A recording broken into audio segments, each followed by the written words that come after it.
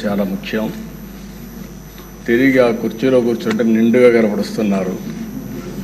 అందరూ కూడా ఆఫ్గా కొత్త కనపడుస్తారు, కానీ మీరైతే ఆ కుర్చీకి ఒక నిండుత్వాన్ని ఇచ్చారు. పంచకట్టు కూడా తెలుగు బిడ్డ పంచకట్టుతో వచ్చారు. చాలా సంతోషం. మిమ్మల్ని చూసినప్పుడు, ముఖ్యంగా ఈ కొత్త బాధ్యతలో మిమ్మల్ని చూసినప్పుడు చాలా సంతోషం కలుగుతూ ఉంది. మీరు తప్పకుండా మంచిగా రాణించాలని మనస్ఫూర్తిగా ఆకాంక్షిస్తున్నా.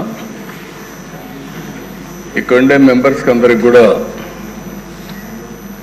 ఒకసారి ఆలోచిస్తే వారి ప్రస్తావన కూడా మే 14, 1962 విజయవాడలోని కనుమూరు వెంకట సత్య సూర్యనారాయణరాజు గారు, అన్నపూర్ణమ్మ దంపతులు జన్మించారు. ఆయన ఒక పారిశ్రామికవేత్తగా, రాజకీయవేత్తగా గుర్తింపు తెచ్చుకున్నారు.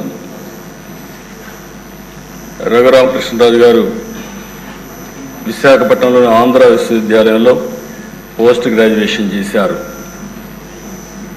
డిస్టింక్షన్లో పాస్ అయ్యారు.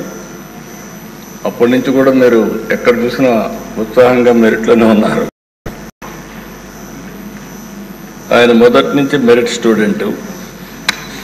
ఇండస్ట్రీ కూడా విద్యుత్ రంగంలో, ఎడిబుల్ ఆయిల్స్లో ఇలాంటి వ్యాపారాలు కూడా చేసి గుర్తింపు తెచ్చుకున్నారు. వాళ్ళ కుటుంబానికి కూడా రాజకీయ నేపథ్యం ఉంది. శిరీష్ రాజు గారు, వీళ్ళ తాతగారు,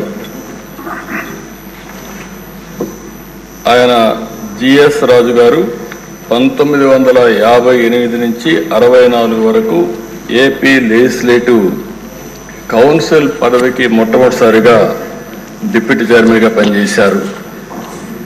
ఇంకో పక్క సిరీస్ ఫార్మా ఎస్టాబ్లిష్ చేశారు అప్పట్లోనే, కానీ కొన్ని కారణాల వల్ల దాన్ని ముందుకు తీసుకుపోలేకపోయారు. కానీ లేకపోయింటే ఈరోజు రిచెస్ట్ మ్యాన్ ఆంధ్రప్రదేశ్లో ఆయనే ఉండేవాడు.